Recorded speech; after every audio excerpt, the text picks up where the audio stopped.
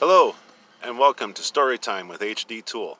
I am HDThul, and together we will be reading Chapter 5 from Henderson's Meat Wagon. And before we get started, though,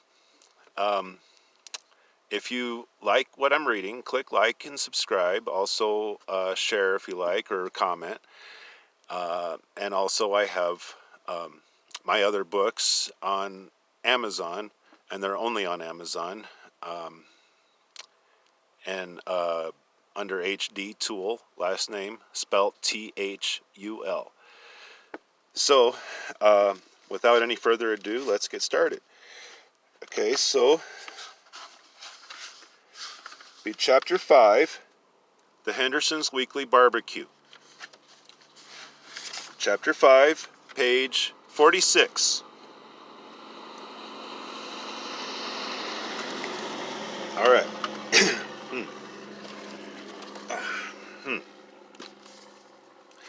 In my defense, Your Honor, my family was crazy, and it rubbed off on me. And as I had said before, I was doing you a favor by doing what I did, Leonard said as he was trying to use his hands as he spoke and rattled his chains. The prosecuting attorney, Lucifer, took out a briefcase full of papers and was organizing his papers for his case against Leonard Henderson. Yahweh, the judge, called for Lucifer to approach the bench. Lucifer came forward and spoke to the court. Your Honor, Leonard Henderson has had several opportunities to come to you and to serve you but his heart was hardened. Then he turned to Leonard, who was standing centered and facing the judge, and he pointed directly at him and said, And Leonard, this man right here, had killed all that have tried to bring him closer to you, Your Honor. Yahweh looked directly at Leonard and said, Leonard Henderson, I have loved you from the moment you were conceived. I have also put certain people in your life to better your life and to bring you closer to me. Leonard Henderson, you have a heart of stone, and you seem to lack the ability to love or to feel. It is sad, Leonard, that you have chosen violence to lead you in your quest for happiness. You seem to have no regard for human life, save one, your mother.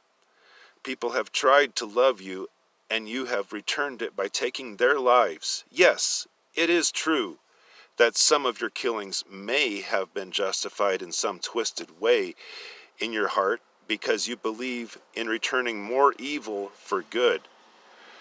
You must be accountable for yourself. For the sake of the court, though, we shall review the evidence that is before us. Before I make an accurate judgment. Then God looked a little closer at his scrolls on his desk and frowned as he saw that Leonard had at some point elevated himself to the status of a god and had flat out rejected his saving grace.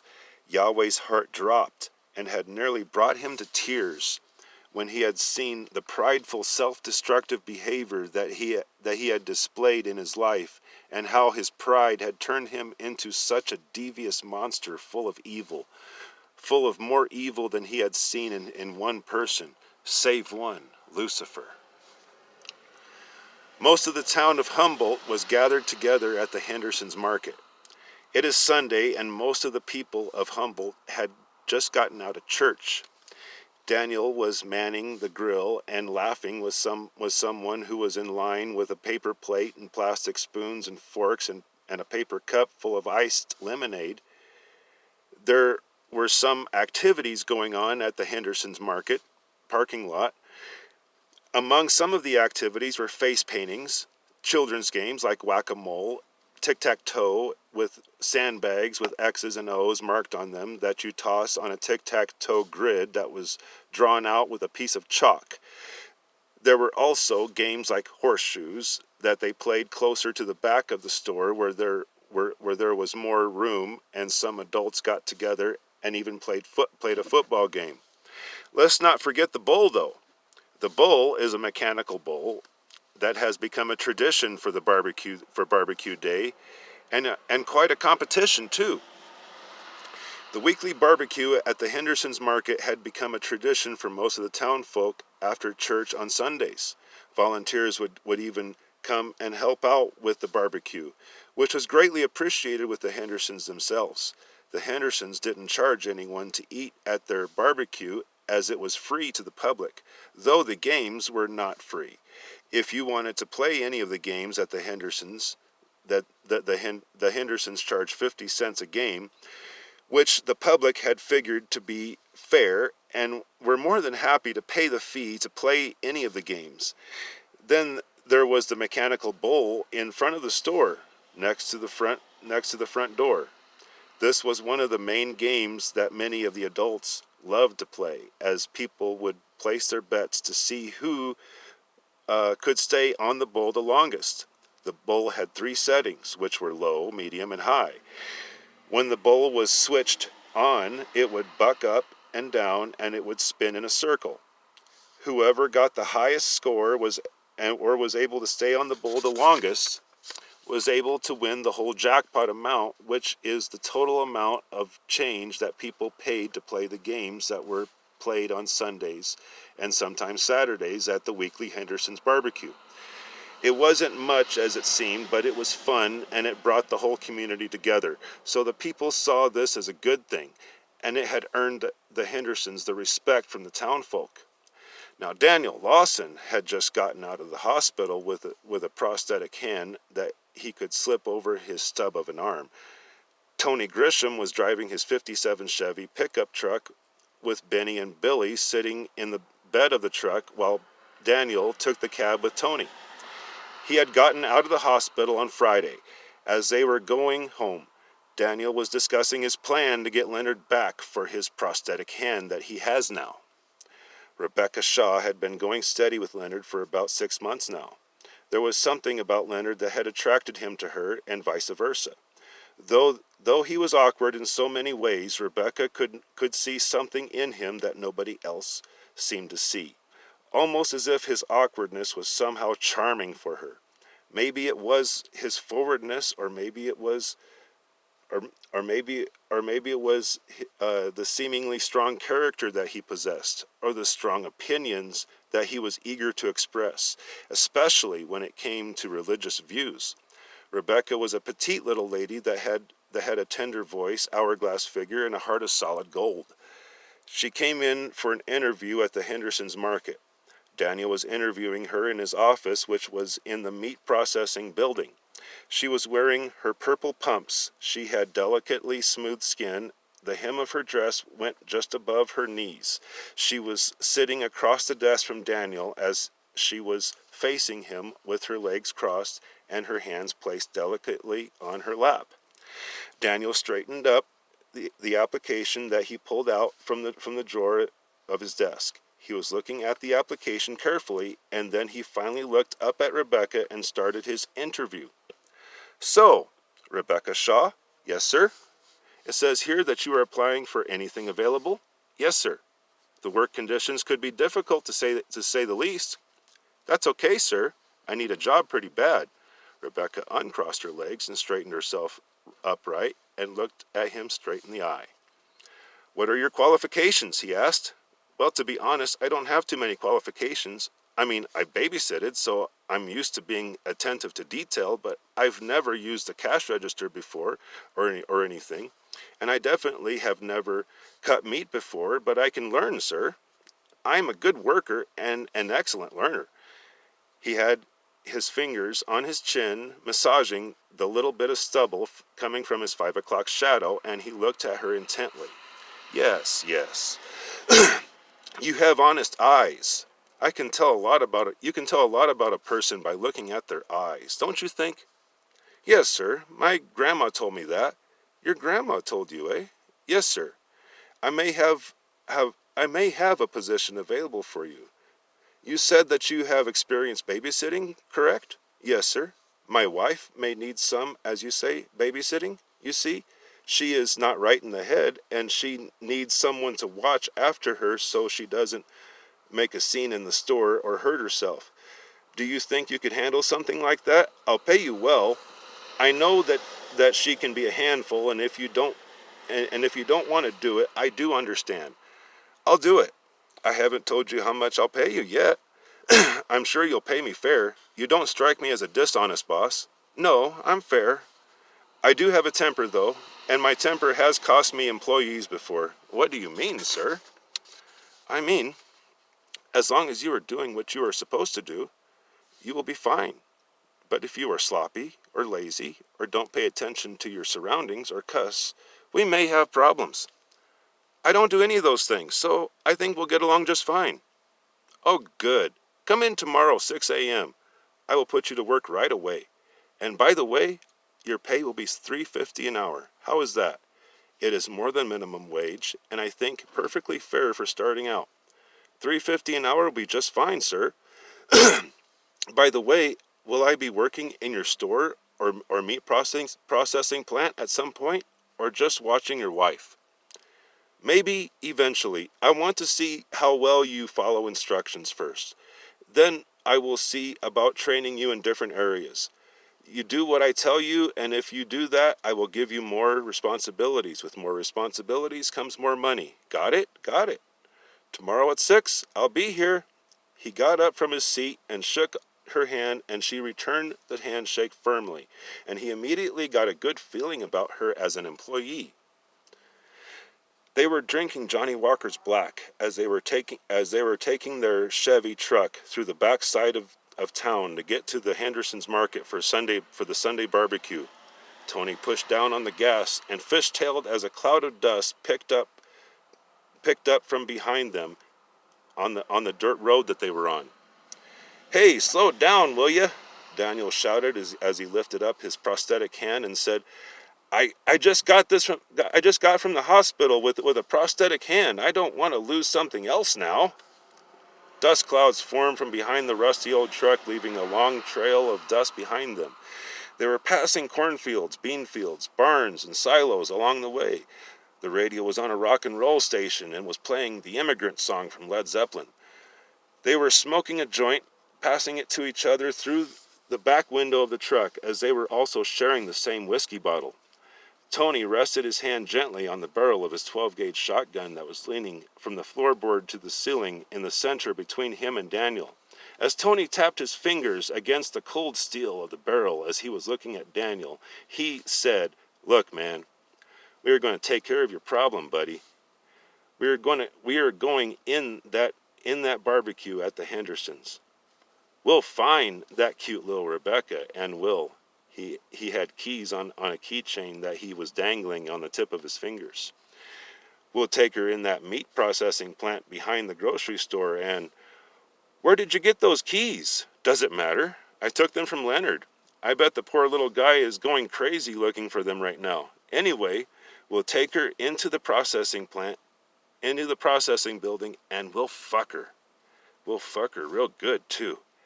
That's when old Lenny will come out and rescue her. And when he does, we'll blow his brains out." I like that.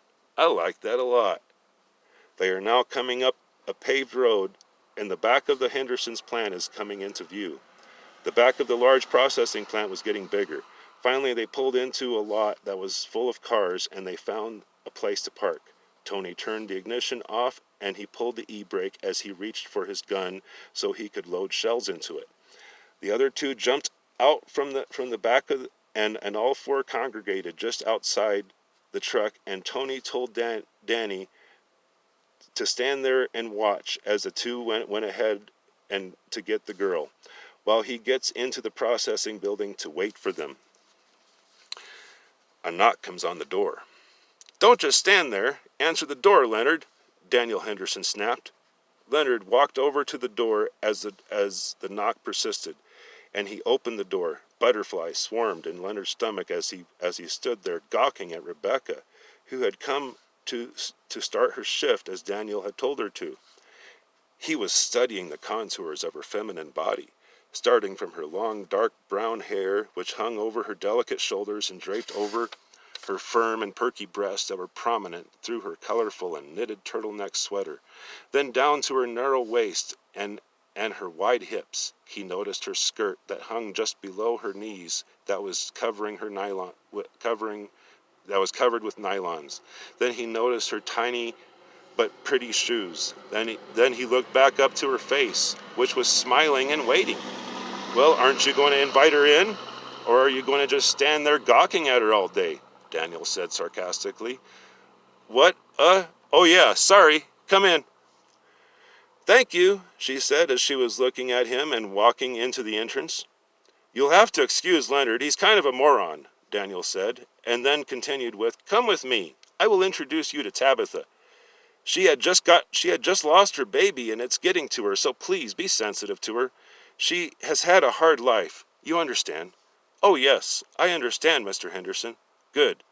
Then you will also understand that we cannot take her to church because she may disrupt the service. Therefore, since I am an ordained minister, we have church here at home. Are you okay with that? Oh yes, sir. I believe that religion is important. I think we will get along just fine then.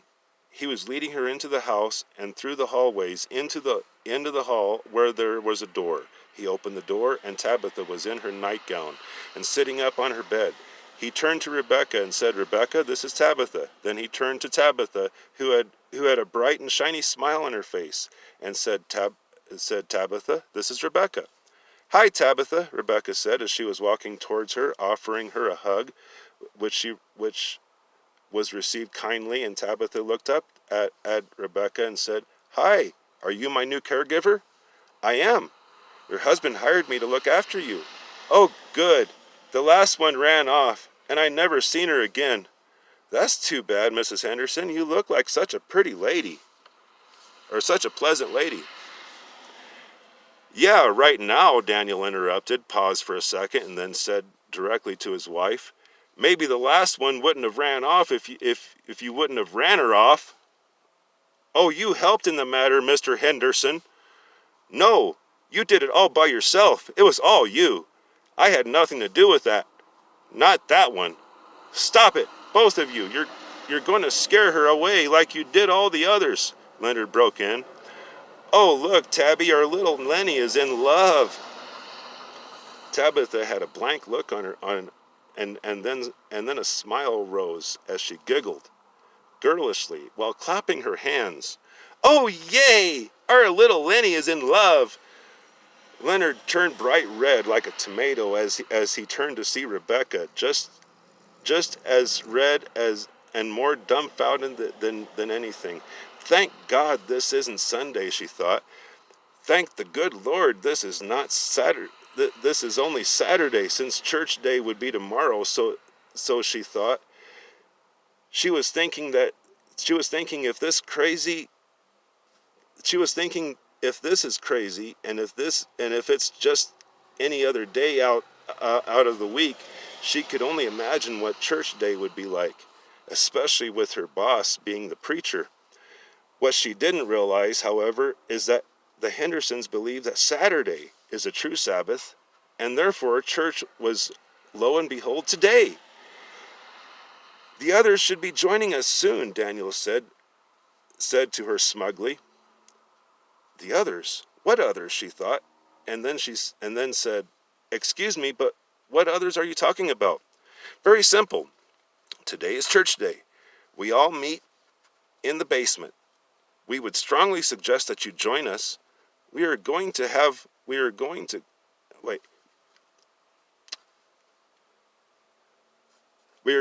church service soon. As my employee, and since you were on the clock, I ask that you join us, and that is not a request. Oh my God, she thought. This is the weirdest job I have ever had. I could technically just walk out, which I imagine is what the so-called others did in the past, but I truly need this job. If I don't get a job soon, I'm going to get evicted from my apartment. So, to church I go. She followed Daniel, who was holding Tabitha's hand, down into the basement, which was fixed up nicely to look as much as a church as possible. There were pews facing the pulpit. Behind the pulpit was a life-size statue of Jesus Christ hanging on the cross with a crown of thorns dug deep into his forehead, causing blood to drip down the statue's face and into his beard. Several other people followed them both down into the basement, and found a seat in one of the 8 pews that faced the life-size crucifix. Tabitha found a seat in one of the front pews and sat down. There was a Bible open on the pulpit, and Daniel walked up to it, looked down at the print on the pages that appeared before him after he adjusted his glasses, and then looked up at his congregation, in which at least 2/3 of the congregation were his employees, and the other 1/3 either were close friends to the Henderson's family or relatives to the Henderson's family. There was an organ in the center of the basement beside the pulpit by about 10 or 20 feet. As you would walk down the stairs into the basement, there were colorful pictures drawn by children that were done in red or green crayon. It was crudely drawn picture of Jesus screaming in pain while on the cross. To the 6-year-old that drew the picture, that is what it looked like, but to anyone else it looked like a scribbled werewolf or an animal of some kind howling at the moon, while his arms are stretched out on the cross that he was laying on. There was another that was just 3 crosses on a hill with a smiley face on the sun. There was another that was scribbled on the multicolored crayons, but if you look closely at it, you could see eyeballs staring directly at you through the mesh of kindergarten scribbling, signifying that God is always watching. And that's where I'm going to stop right now. That's page 54.